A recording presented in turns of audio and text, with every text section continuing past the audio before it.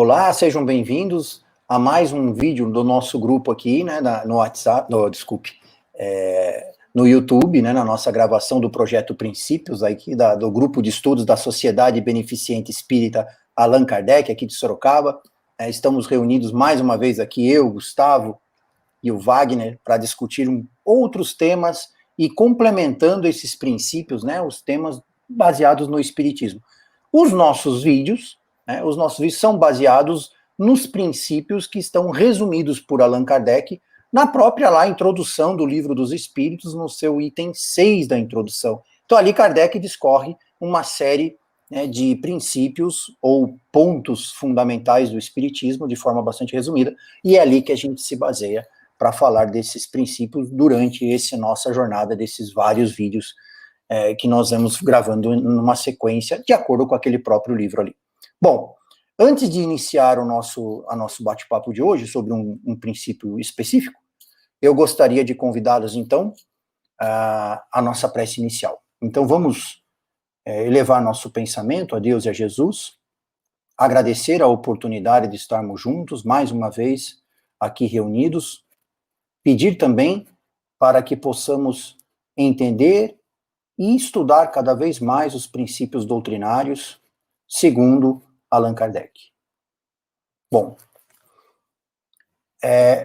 o princípio de hoje, ele está, dentro da nossa sequência, ele vem aparecendo com o seguinte texto: a encarnação dos espíritos tem sempre lugar na espécie humana. Seria um erro acreditar que a alma, ou o espírito, com E maiúsculo aí no caso, pode encarnar no corpo de um animal.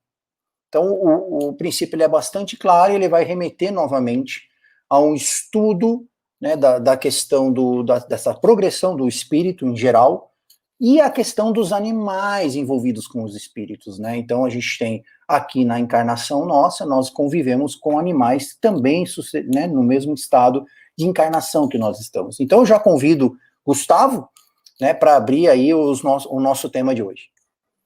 Olá, amigos, tudo bem com vocês? Espero que todos estejam bem, estejam seguros. Uma das coisas que eu estou achando bastante interessante nesses princípios que nós estamos estudando é que, ao mesmo tempo que eles parecem que eles são muito parecidos uns com os outros, mas Kardec sempre traz uma coisinha diferente em cada um dos princípios, sabe? E é legal a gente explorar essa coisinha diferente. Então, a gente já falou bastante sobre a encarnação, nos nossos vídeos anteriores, e aqui, se você lê assim de bate-pronto, faz uma leitura rápida, parece que ele está falando de novo sobre só a encarnação, mas não é só isso. Ele traz outros componentes para a gente estudar nesse princípio. Um deles é que ele usa a expressão espécie humana. E é legal a gente entender a diferença entre espécie humana e raça humana, né? E as raças que existem relacionadas aos nossos seres humanos. Então, espécie é uma classe da natureza que reúne um conjunto muito maior do que as raças. Então, as raças, na verdade, elas são conjuntos de características de uma mesma espécie. Então, por exemplo, nós somos da espécie humana, mas na espécie humana existem várias raças. Por exemplo, a raça oriental, ela existe...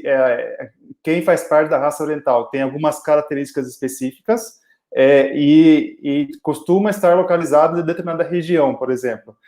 Quem é de outras raças brancas, negras, pardas, amarela, indígena, e assim por diante, são raças que têm características físicas diferentes. Então, até a gente estava conversando aqui no nosso estudo prévio sobre uma raça chamada Quechua, é isso mesmo? Não sei certo? Então, beleza. É uma raça de indígenas que existe no Peru. E o Juliano estava comentando com a gente aqui que o pessoal lá, eles têm uma característica de um pulmão maior, por causa da altitude, da forma, da região que eles moram lá, que acabou gerando isso. Então, assim, tem uma série de características físicas diferentes em relação a nós aqui no Brasil, por exemplo, brancos, negros e assim por diante. Mas a espécie é a mesma, que é a espécie humana. Então, todos nós somos humanos, mas temos características físicas diferentes, e essas características físicas é que nos enquadram em várias raças. Então, quando Kardec traz para a gente que a encarnação é sempre na espécie humana, significa que a gente sempre vai encarnar como humano. A gente nunca, nós espíritos nunca encarnaremos como animais, como plantas ou como qualquer outra espécie. Nós sempre encarnaremos na espécie humana. Porém, a cada encarnação podemos ter diferentes características. Então, pertencer a diferentes raças. Então, essa uma das coisas que eu achei legal desse princípio que Kardec trouxe para a gente, que ele complementou o nosso entendimento nos vídeos anteriores sobre a encarnação na espécie humana. Bem legal que você comentou aí, né, do Quichua, né, que às vezes a gente chama de Quichua também, né, eles são, a gente chama de Quichua, né, são os povos indígenas andinos, né, da região ali da América do Sul, e inclusive falam um idioma, o Quichua também é um idioma muito falado, e aí há uma ideia de se preservar, né, esses idiomas que vão se perdendo com o tempo. Mas é interessante, né, a questão da raça com a questão da espécie. Mas também, dentro desse princípio, a gente pode estar falando da questão agora da encarnação em animais, né, que ali o princípio traz que a encarnação dos espíritos tem sempre lugar na espécie humana. Então, Wagner podia comentar para a gente um pouquinho sobre essa questão, né, por que sempre na espécie humana? Ao contrário do que você imagina, porque as pessoas têm muita preocupação, e uma preocupação até bem intencionada, porém ela deve ser bem alicerçada no conhecimento com os animais. Os animais, como dizia Francisco de Assis, por exemplo, são nossos irmãos inferiores. Quando ele coloca inferiores, ele não quer descaracterizar nada, ele quer dizer que são inferiores no processo evolutivo. E na condição de Kardec, quando ele coloca assim, é porque quando nós vemos lá no livro A Gênese de Kardec, que os espíritos, com E maiúsculo, então, as individualidades, espíritos individualizados, quando se aproximam do planeta Terra, assumem a forma humana. Como nós já falamos anteriormente, a espécie humana é escolhida para a encarnação dos espíritos. Então, não há como burlar, porque isso é uma lei natural, uma lei de Deus. Não há, Deus não faria uma lei promovendo a possibilidade de sua derrogação, porque nós estaríamos perdendo o primeiro princípio que nós estudamos aqui sobre a perfeição de Deus. Seria Deus, então não era perfeito, porque ele faz uma lei que depois ele derroga. Não dá para derrogar nem autorizar uma derrogação de lei. Então o que surgiu é que existe um dogma de filosofia indiana, né, dos indianos, que é o dogma da metempsicose, que lá eles estudaram e desenvolveram no seu pensamento, na mente dos nossos irmãos indianos, a possibilidade da encarnação nos animais. E isso perante o Espiritismo e perante a lei de Deus seria um processo de involução.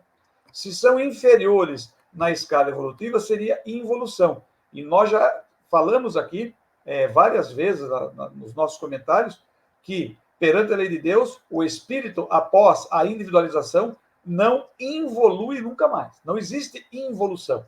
O máximo que o espírito consegue fazer é estacionar. Porém, ele só estaciona ou avança. Regressar na evolução não tem como fazê-lo. Embora as atitudes humanas às vezes nos choquem e faça com que a gente quase pense o contrário ou diferentemente disso, não dá para imaginar.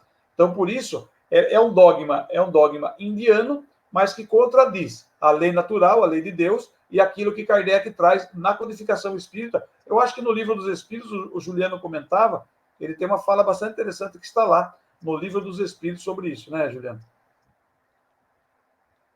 Sim, sim, o Livro dos Espíritos, ele traz para a gente, né, um pouco dessa questão da metempsicose e a argumentação, né, a gente precisa tirar de Kardec a argumentação das impossibilidades. A gente diverge em dois pontos principais ali, né, entre reencarnação e metempsicose.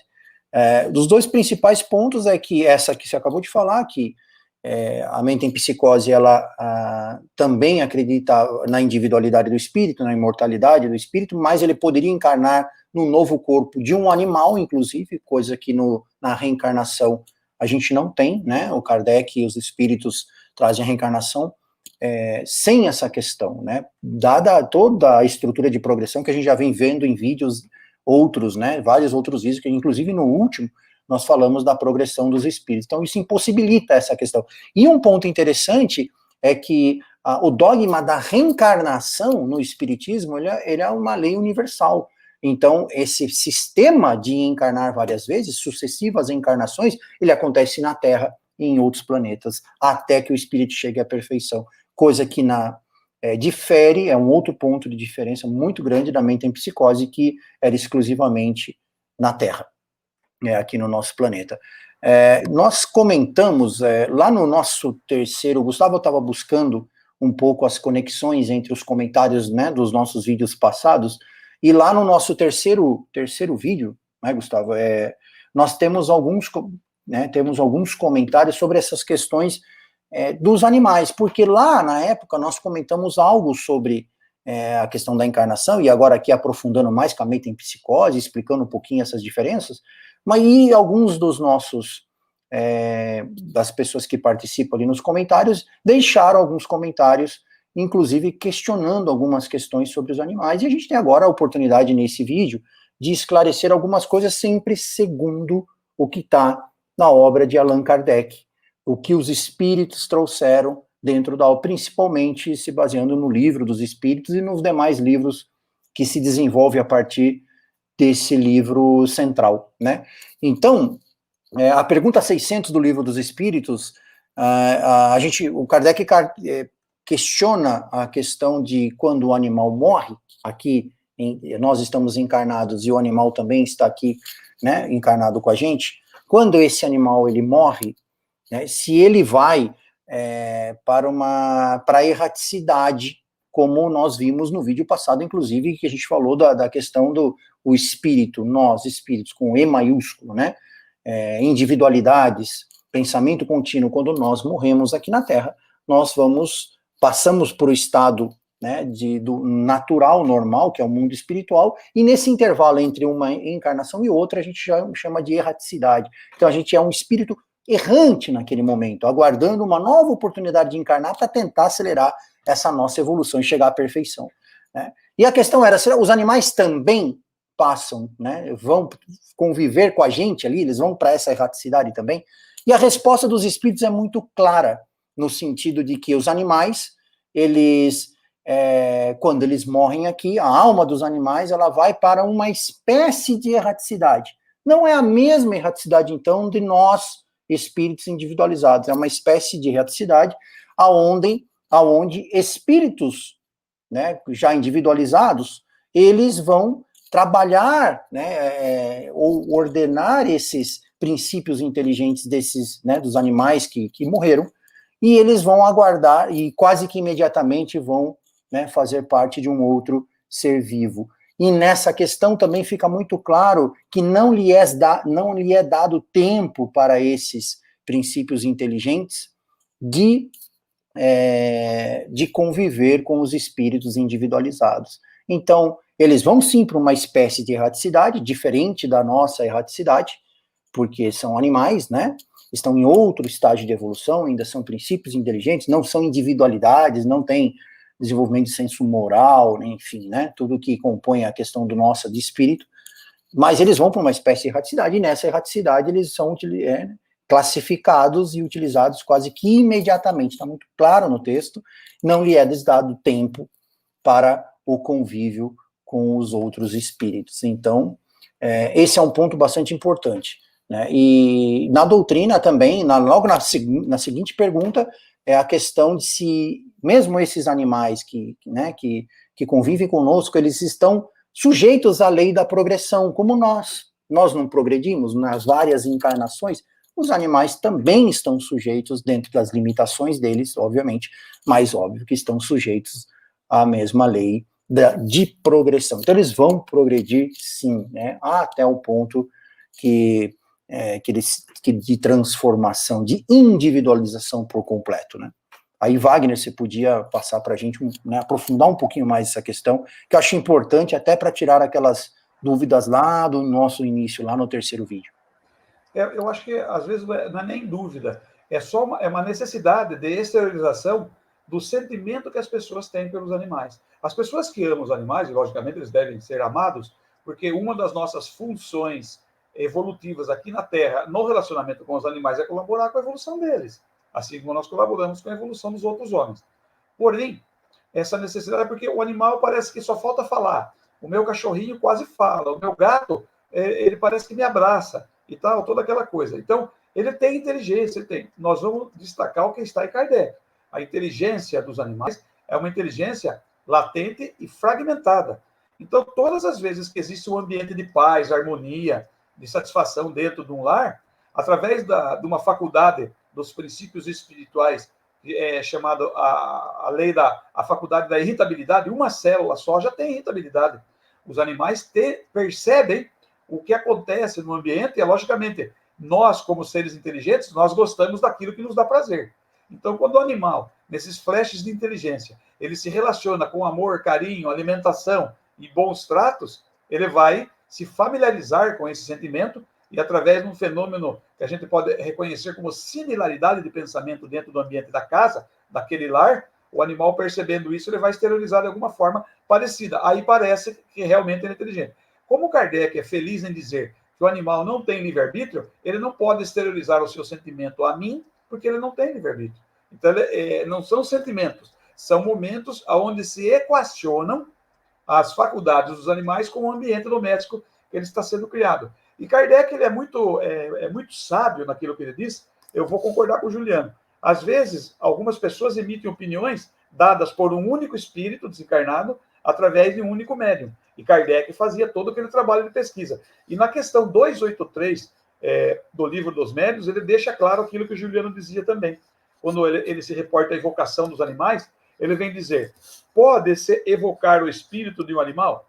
Olha que interessante. Daí ele vem dizer, ele não fala espírito, ele diz, o princípio inteligente que animava o animal fica em estado latente após a sua morte. Os espíritos encarregados deste trabalho imediatamente o utilizam para animar outros seres, através dos quais continuará o processo da sua elaboração. Assim, no mundo dos espíritos não há espíritos errantes de animais, mas somente espíritos humanos. Isto responde à vossa pergunta. Depois ele vem dizer, porque questionaram Kardec, né, e os espíritos, que em alguns lugares foram evocados espíritos de animais e os espíritos falaram.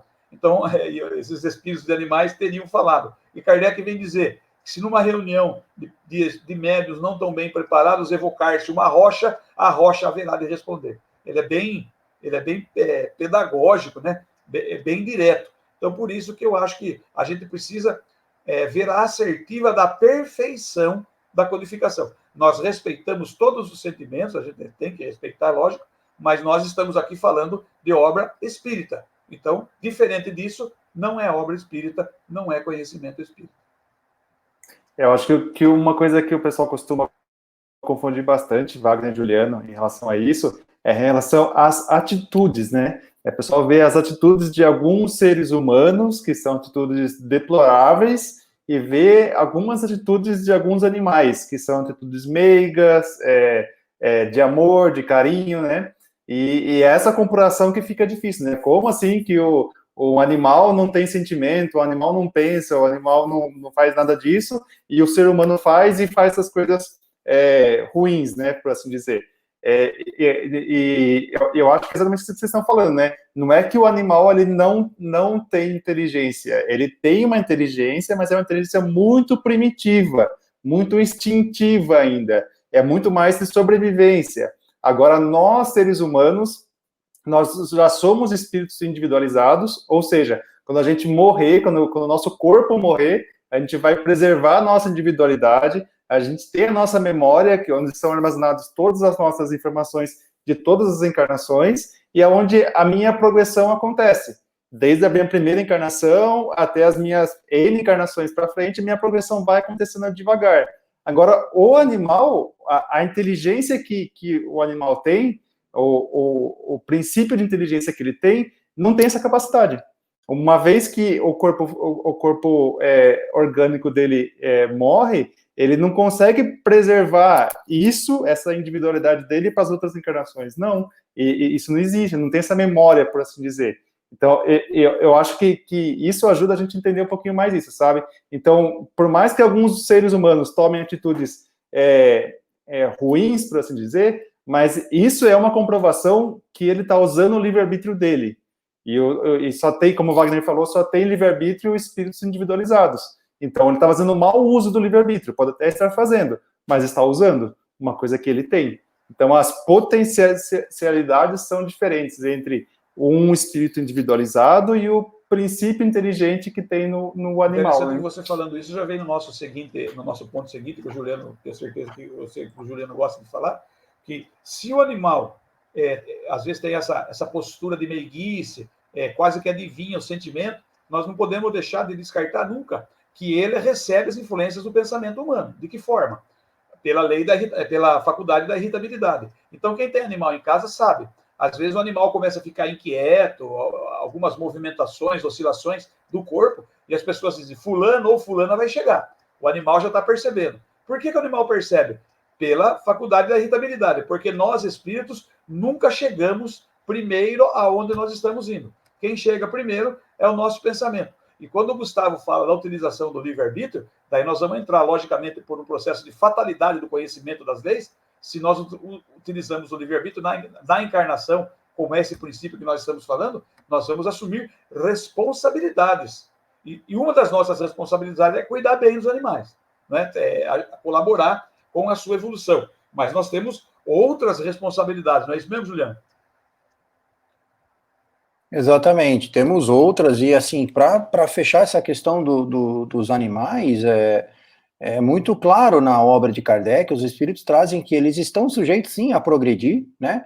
Mas os animais são animais e os homens são homens. Então, a alma dos animais, ela permanece inferior à alma dos homens. Os homens vão evoluindo e as almas dos animais também vão evoluindo, né? Mas a distância, inclusive tem uma resposta dos espíritos muito interessante, que ele diz que a distância da alma dos animais para a alma dos homens é equivalente à alma dos homens para Deus. Né, e pela aquela progressão dos espíritos, a gente sabe que a gente está, né, um pouco distante, né, ainda de Deus, né, então a gente tem bastante para progredir, e os animais também têm bastante para progredir. No momento em si, em determinado mundo, a gente se cruza, como nós cruzamos aqui com os nossos animais, né, nesses momentos, eles nas etapas de princípio inteligente, a gente já individualizado, e em outros mundos vai acontecer da mesma forma. Né, então, agora o homem, na encarnação, ele tem suas responsabilidades de homem, né, de um ser que já tem a faculdade de entender as questões morais, o senso moral já presente com o livre-arbítrio. Então, esse senso moral lá dá até um poder do homem, dada essa diferença que existe entre a alma do animal e a alma do homem, de regular as questões dos animais, né, inclusive de reprodução. Então, o homem, ele tem esse poder concedido por Deus perante aos animais, né, mas ele tem que também entender que ele tem que usar isso com moral, ele tem que usar isso sem abuso, né? Então a gente tem uma superioridade em relação aos animais, obviamente, né? Dada essas explicações todas que a gente vem falando na noite, né, no dia de hoje, né? No vídeo de hoje, mas também entendendo que esse poder é dado ao homem, dada essa diferença gigante que existe entre os desenvolvimentos das almas dos animais para dos homens, porém a gente precisa usar, né, desse poder, inclusive de regulação de reprodução dos animais, mas não abusando, né, e tudo que for abuso também é de responsabilidade do ser inteligente que é individualizado, que somos nós, né? Então, nossa evolução, nossa já individualização, então a gente tem responsabilidades muito maiores, inclusive perante aos próprios animais. É isso? Então, Wagner, Gustavo, queriam complementar com algo?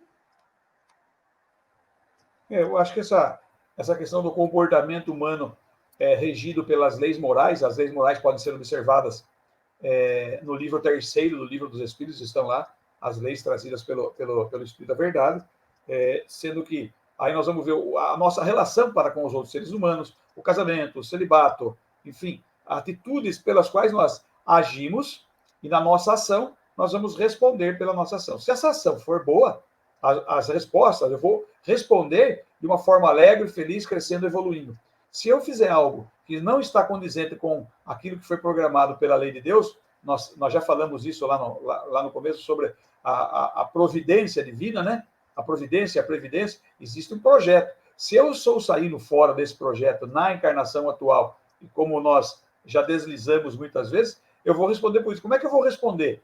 Eu traço em mim, na minha individualidade, limitações. E essas limitações estarão sendo exteriorizadas pelo perispírito e pelo corpo nas futuras encarnações. Então não é castigo. Deus não castiga ninguém.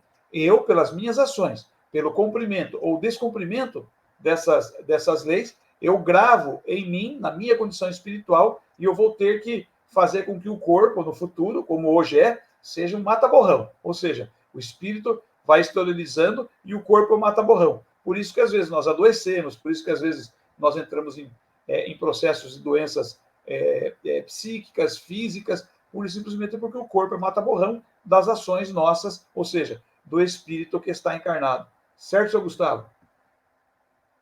É isso aí. Da minha parte, só queria comentar, reforçar isso que o Wagner falou, sabe? Então, se você quer entender exatamente o que você tem que fazer, né?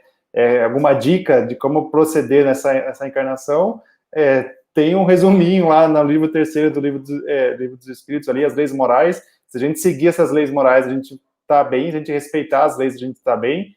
E que, na verdade, elas são um resumo do Evangelho de Jesus. Se a gente praticar o Evangelho de Jesus no nosso dia a dia, nas nossas atitudes, nos nossos pensamentos, a gente tende a ter situações melhores na nossa vida. Só essa dica que eu queria dar aí para o pessoal. Então, bom, pessoal, acho que a gente está chegando, né, ao finzinho do nosso encontro de hoje. Antes de mais nada, eu gostaria de agradecer aí, né, pela presença de vocês, pelos comentários. A gente está, na medida do possível, né, lendo, estudando sobre os comentários, para trazer durante, né, a gravação desses princípios respostas ou comentários pertinentes a esses mesmos, né, comentários de vocês. Então a gente está tentando fazer esse trabalho cada vez com mais dedicação, né, e da minha parte também gostaria de agradecer pela oportunidade de estar aí com os nossos dois amigos aí, que sempre estão presentes aí. Bom, não se esqueçam, né, deixar um recadinho aqui, Gustavo sempre lembra a gente, né, do recadinho de, se você ainda não é inscrito no canal aqui da Sociedade, por favor, inscrevam-se, né, se desejar, se gostou do vídeo, se gostou desse nosso bate-papo de hoje também, né, pode deixar lá uma marquinha pra gente, ou um comentário, e o sininho lá, né, que é a forma que a gente tem de, cada vez que a gente publica um novo encontro, você automaticamente notificado desse novo vídeo, né, para que você não perca as edições todas. Vem numa sequência lógica, né, a gente vem numa sequência da mesma do Livro dos Espíritos. É interessante que essa sequência, que seja assim, porque foi colocado assim por Kardec, didaticamente, então os vídeos também vêm nessa ordem, né, mas não quer dizer que a gente não possa assistir um vídeo ou outro, né, que a gente tem que estar tentando resgatar as conexões entre os temas diversos. Então, mais uma vez, muito obrigado por hoje, aí, por mais essa oportunidade. Tchau, tchau. Muito obrigado, tchau, até a próxima.